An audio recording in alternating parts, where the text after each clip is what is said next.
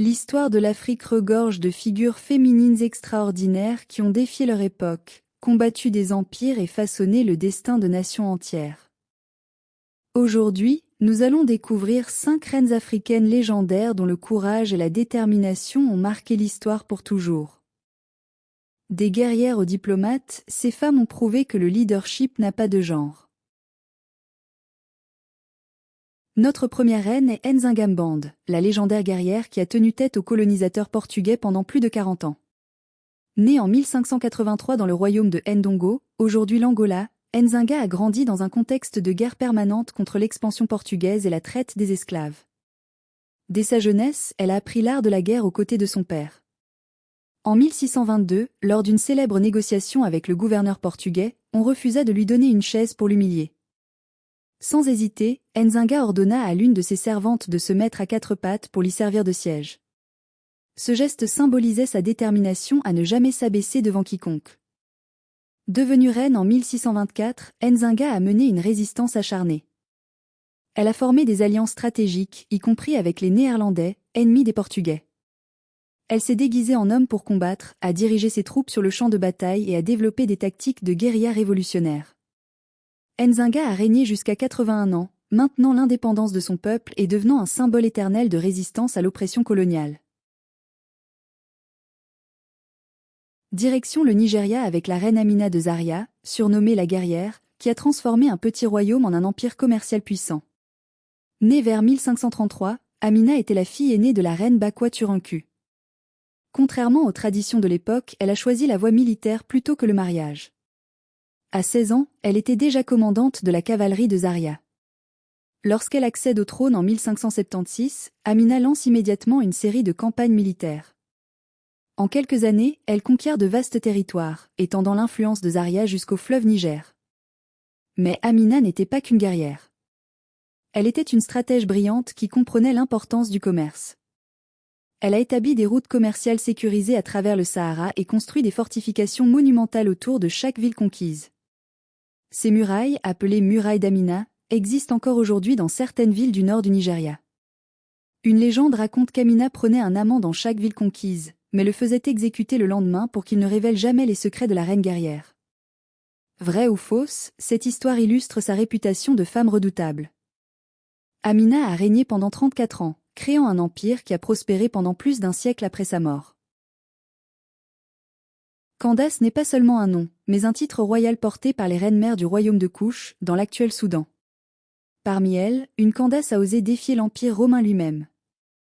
Vers 25 avant Jésus-Christ, lorsque l'empereur romain Auguste tente d'étendre son empire vers le sud, il se heurte à une résistance inattendue. La Candace Amanirena, une reine guerrière borgne selon les chroniques, mène personnellement ses troupes contre les légions romaines. Les armées couchites attaquent les avant-postes romains en Égypte, capturant plusieurs villes et ramenant même des statues d'Auguste en trophée. Une tête de bronze d'Auguste, retrouvée enterrée sous les marches d'un temple à Méroé, témoigne de cette humiliation infligée à Rome. Face à la ténacité de la Candace, Rome est forcée de négocier. Le traité qui en résulte est exceptionnellement favorable à Kouch, exemption d'impôts et reconnaissance de l'indépendance du royaume. C'est l'un des rares traités où Rome a dû faire des concessions majeures. Les Candaces n'étaient pas seulement des guerrières. Elles étaient aussi de grandes bâtisseuses. Les pyramides de Méroé, encore visibles aujourd'hui au Soudan, témoignent de la grandeur de leur civilisation. Cette tradition de reine puissante a duré des siècles, inspirant même la Bible qui mentionne une reine Candace d'Éthiopie dans les Actes des Apôtres. Yenanga est plus qu'une reine, elle est la mère fondatrice de l'Empire Mossi et une icône nationale du Burkina Faso. Son histoire mêle courage guerrier et quête de liberté. Née au XIIe siècle, Yenanga était la fille du roi Nédéga du royaume d'Agomba, dans l'actuel Ghana. Dès son plus jeune âge, elle a montré des talents exceptionnels pour l'équitation et le combat. Son père, reconnaissant ses capacités, en fit la commandante de sa cavalerie. Yenanga était si talentueuse que son père refusait de la marier, craignant de perdre sa meilleure guerrière. Frustrée de ne pas pouvoir vivre sa propre vie, Yenanga prit une décision radicale. Une nuit, elle s'habilla en homme, enfourcha son cheval et s'enfuit du palais royal. Après une longue chevauchée vers le nord, elle se perdit dans la forêt où elle rencontra Rialé, un chasseur solitaire. Ils tombèrent amoureux et eurent un fils qu'ils nommèrent Udraogo, qui signifie étalon, en hommage au cheval qui avait permis à Yenanga de fuir. Adraogo devint le fondateur de l'Empire Mossi, l'un des plus puissants royaumes d'Afrique de l'Ouest qui a résisté aux invasions pendant des siècles, même à l'islam militant. Aujourd'hui, Yenanga est célébrée comme héroïne nationale. L'étalon figure sur le drapeau du Burkina Faso en son honneur, et le plus prestigieux prix du cinéma africain s'appelle l'étalon de Yenanga. Impossible de parler de reines africaines sans évoquer Cléopâtre VII, dernière pharaone d'Égypte, dont l'intelligence politique égalait sa légendaire beauté. Contrairement à l'image hollywoodienne, Cléopâtre était avant tout une intellectuelle et une stratège brillante. Elle parlait 9 langues, était la première de sa dynastie à apprendre l'égyptien, et était versée en mathématiques, philosophie et astronomie. Montée sur le trône à 18 ans, Cléopâtre a rapidement compris que l'Égypte, coincée entre les rivalités romaines, ne survivrait que par la diplomatie et les alliances stratégiques. Sa relation avec Jules César n'était pas une simple histoire d'amour, mais une alliance politique calculée pour sauver son trône et son pays. Après l'assassinat de César, Cléopâtre s'allia avec Marc-Antoine contre Octave, futur Auguste.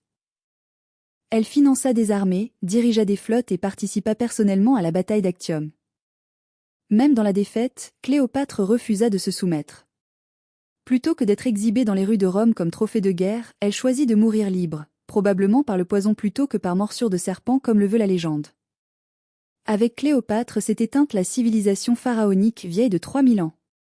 Mais son héritage perdure, elle reste le symbole d'une femme qui a utilisé son intelligence pour naviguer dans un monde d'hommes et défendre son royaume jusqu'au bout. Nzinga, Amina, Candace, Yenanga, Cléopâtre. 5 reines, 5 époques, 5 régions d'Afrique, mais un même héritage, celui du courage, de la détermination et du refus de se soumettre.